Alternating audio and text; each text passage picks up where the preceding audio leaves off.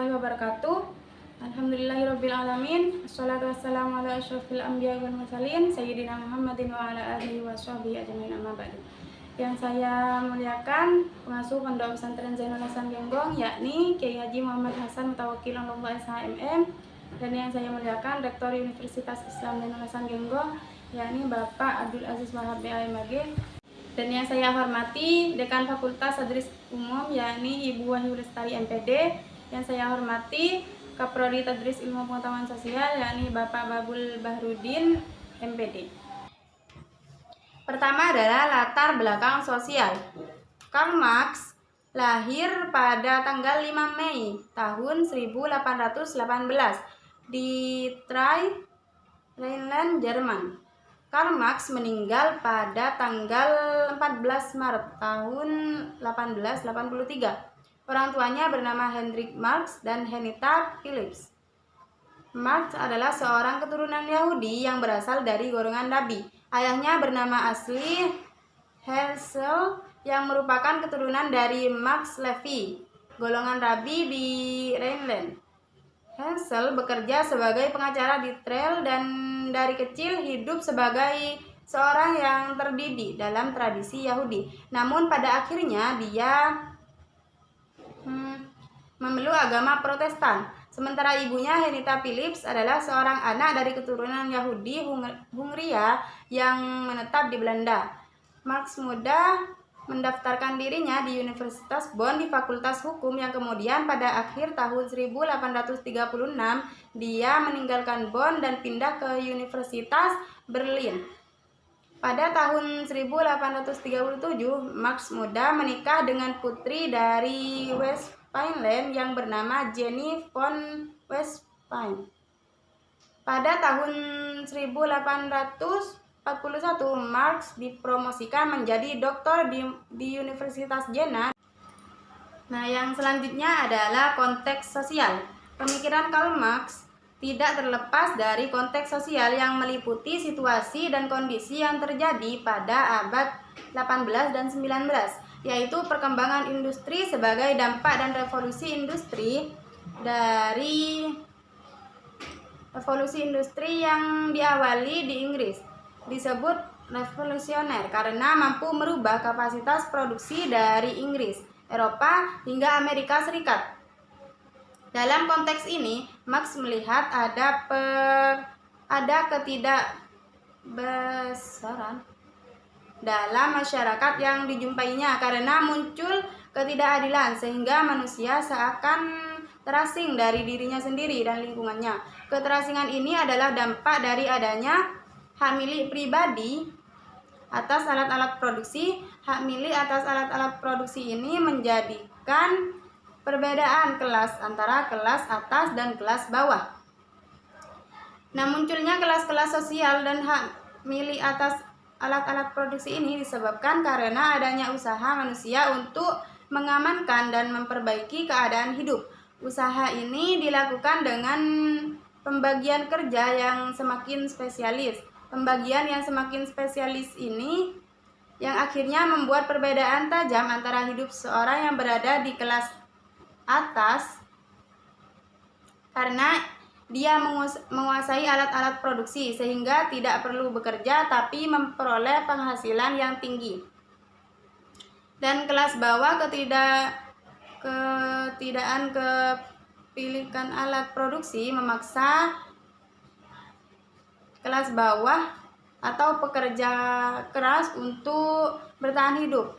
Menurut Marx, pembebasan manusia dan keterasingannya ini dapat tercapai apabila hak milik pribadi atas alat-alat produksi dihapus.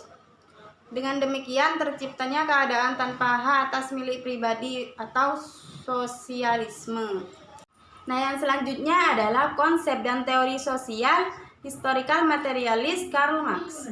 Marx melakukan deskonstruksi terhadap dialektika idealis Hegel dengan mengubahnya menjadi dialektika materialis. Filsafat historical idealis yang mengartikan sejarah adalah sejarah gagasan dan berarti pula bahwa lokomotif perubahan itu adalah gagasan atau ide yang dimulai dari benak manusia kemudian dilakukan dalam kehidupan manusia. Bagi Hegel, kontradiksi itu ada di dalam gagasan yang dikenal tesis,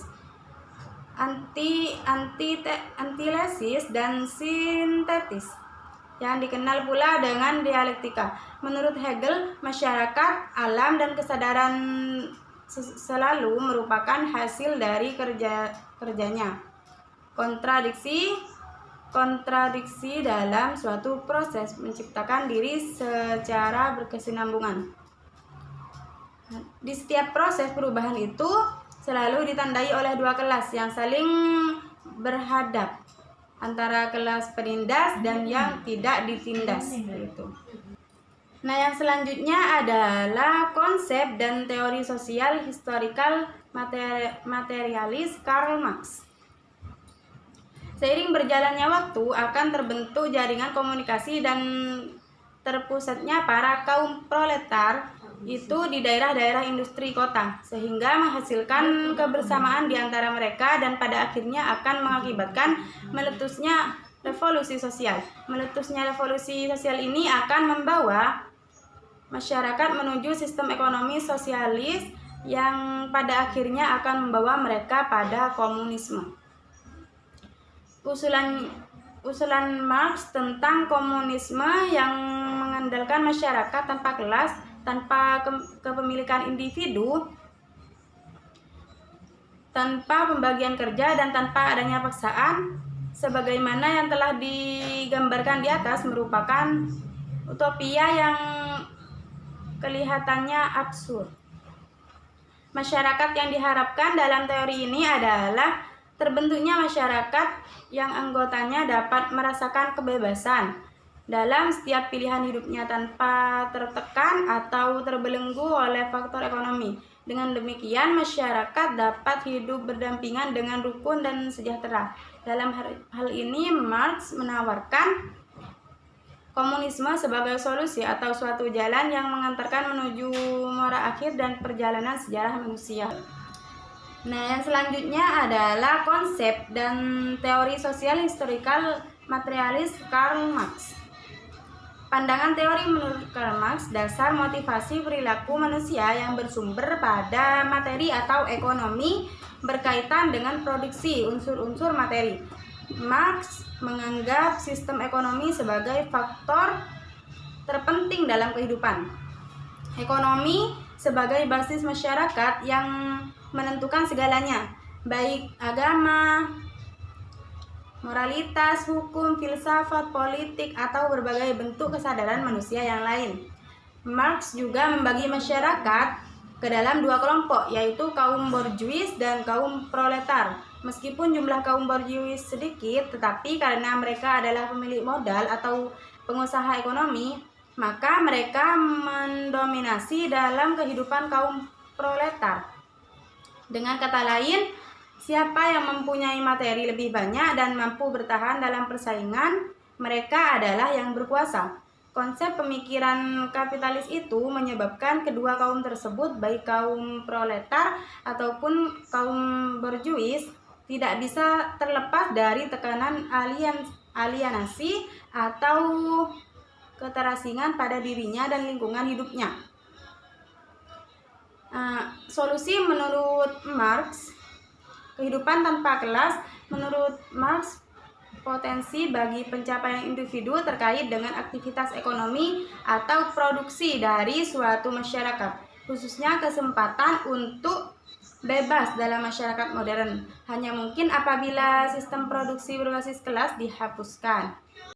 Nah, yang selanjutnya adalah asumsi tentang individu dan masyarakat. Teori historical materialisme Karl Marx menempatkan hasil pengamatannya mengenai kehidupan masyarakat yang olehnya dibagi menjadi dua kelas, yaitu kelas atas atau borjuis dan kelas bawah atau proletar, yang muncul setelah revolusi industri. Kesenjangan antara kedua kelas masyarakat tersebut menjadi titik utama perhatian Marx. Karl Marx mengasumsikan setiap hidup yang terbentuk pasca adanya revolusi industri pasti mengalami aliensi diri dan lingkungan. Aliensi itu sendiri adalah suatu keadaan kejiwaan di mana seorang tidak lagi merasa dirinya sebagai miliknya sendiri, sebagaimana pusat dunianya sendiri, melainkan telah terenggut oleh suatu komunisme di luar dirinya yang tidak mampu dikendalikannya. Jadi teori historikal ini, Marx mengasumsikan seorang individu sebagai pribadi yang tidak mempunyai kebebasan atas dirinya sendiri karena selalu dibayangi oleh aliesinasi. Individu tersebut tidak dapat menjadi pusat dari kehidupannya, tetapi menjadi objek dari kekuasaan luar, yaitu ekonomi yang memaksanya untuk melakukan segala sesuatu. Yang selanjutnya adalah jenis realitas. Jenis realitas dalam historical materialism ini, karya Karl Marx, adalah realitas subjektif yang nampak. Dasar pemikiran Marx dalam teori historical materialism ini adalah mengenal materi atau ekonomi yang bisa diamati.